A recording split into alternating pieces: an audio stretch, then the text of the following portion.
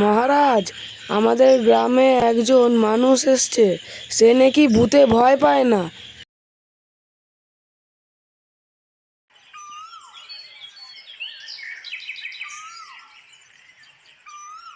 ও মা, মা, দেখো মামা আসছে। দাদা, মামা আসছে। কি মজা, কি মজা। এ বুনি, কোন মামা আসছে রে? এ কি বড় মামা? এ কি মজা, বড় মামা আসছে। কি মজা, বড় মামা আসছে। কিরে, তোরা কেমন আছিস? অনেক দিন পর আজ তোদের এখানে এলাম। মামা, ঘরে চলো, ঘরে চলো। ঘরে গিয়ে কথা বলবো, চলো। হ্যাঁ হ্যাঁ, ঠিক বলেছিস, চল ঘরে যাই।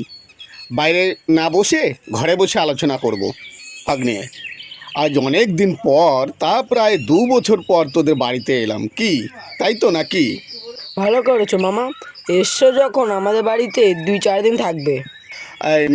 না রে বাবা, আমি 2-4 দিন থাকতে পারবো না। আজকে রাত্রে একটা সম্মেলন রয়েছে, সেই সম্মেলনে যোগদান করবার জন্যই এখানে এসেছি।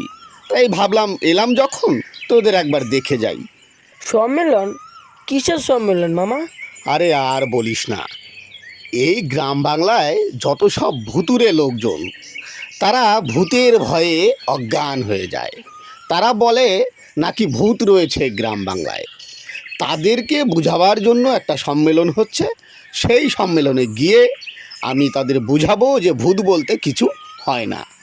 ভূত বলতে কিছু হয় না, সেটা তুমি বিশ্বাস করো। কিন্তু সবাই তো বলে ভূত আছে। কিন্তু আমার কাছে যেন মনে হয়, জানো মামা, যে ভূত আছে। বলিস কি রে, তুই আমার ভাগ্নে হয়ে বিশ্বাস করিস ভূত আছে? আমার বড় অবাক লাগছে। যাই হোক, আজ রাত্রে যে সম্মেলনে আমি যাব, আমি তোকেও সঙ্গে নিয়ে যাব। ঠিক আছে মামা, তাহলে আমি তোমার সঙ্গে যাব। যাব কি বলছিস? রেডি হয়ে নে, রেডি হয়ে নে। সন্ধ্যা তো ঘনিয়ে এলো প্রায়। আর এই সন্ধ্যা থেকেই অনুষ্ঠান, রাত্রে আমার আলোচনা। আর দেরি না করে আমরা একটু বেরিয়ে পড়ি তাড়াতাড়ি।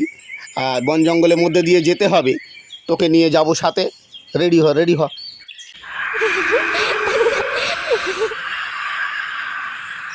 মহারাজ, আমাদের গ্রামে একজন মানুষ এসছে। সে নাকি ভূতে ভয় পায় না। এইবার আপনি কি করবেন?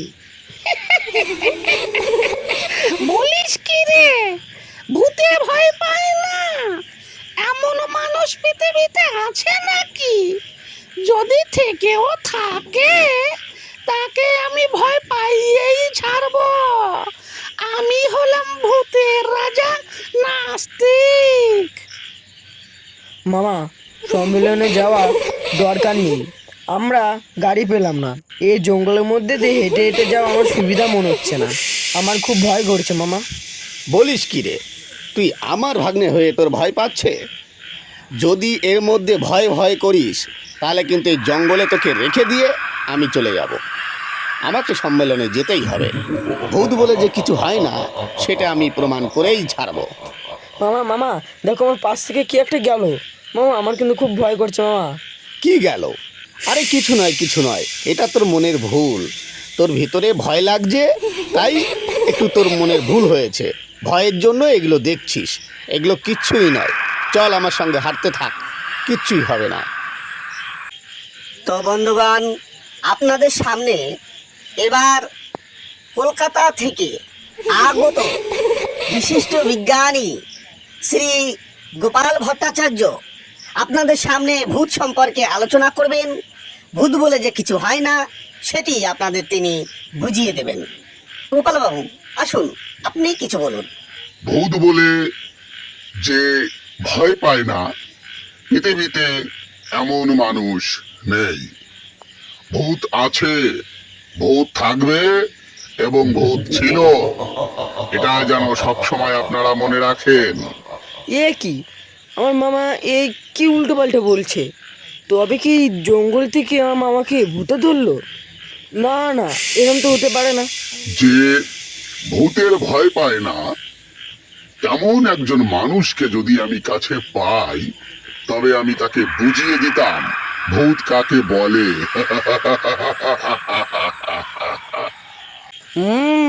নিশ্চিত আমার মামাকে ভূতে ধরেছে। যাই, কমিটির লোকগুলোকে বলে দিই, আমার মামাকে বাঁচাতে হবে তো, একটু তান্ত্রিক আনতে বলি। হ্যাঁ, তুমি ঠিক বলেছো। তোমার মামা এসছে ভূত তাড়াতে, দেখি সে নিজেই ভূতের প্রশংসা করছে। সাধু বাবা, আপনি বলছেন তাই আমি এর শরীর থেকে বেরিয়ে যাচ্ছি আপনার সম্মান রাখার জন্য। এ যেন আর কোথাও গিয়ে না বলে ভূত বলতে কিছু নেই। একে প্রমাণ দিয়ে দিলাম ভূত আছে। আচ্ছা, আমি এখানে কেন? আর এই সাধু বাবাই বা কে?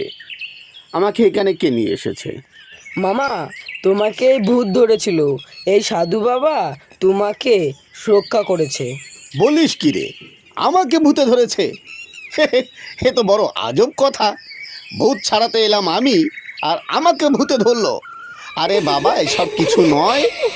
সম্ভবত আমার ব্রেনের কোনো অসুবিধা হয়েছিল, এই জন্য আমার কথাবার্তা বা আমার আচরণে একটু গণ্ডগোল দেখা দিয়েছিল। যাই হোক, ভূত বলে যে কিছু হয় না, সেটা তোদের আমি অন্য সময় বুঝিয়ে দেব।